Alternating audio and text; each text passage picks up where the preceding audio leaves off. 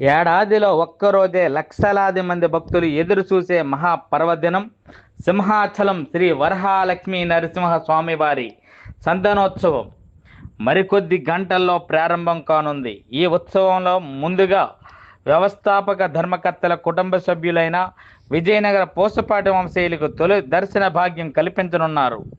వారి చేతుల మీదుగా చందనం, పట్టు వస్త్రాలు సమర్పించిన అనంతరం స్వామివారి నిజరూప దర్శనం ప్రారంభమవుతుంది.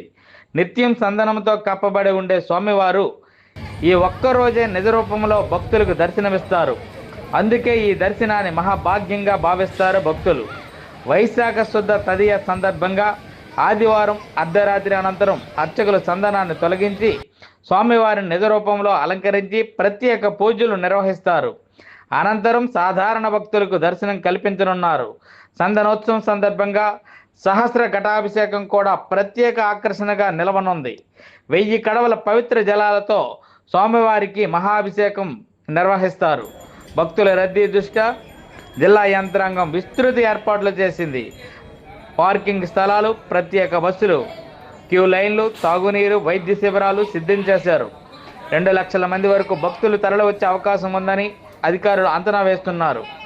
సింహగిరి నరహరి నిజరూప దర్శనం కోసం భక్తులంతా ఆతృతగా ఎదురు చూస్తుండగా సింహాచల క్షేత్రం ఇప్పటికే ఆధ్యాత్మిక శోభతో కలకలలాడుతుంది.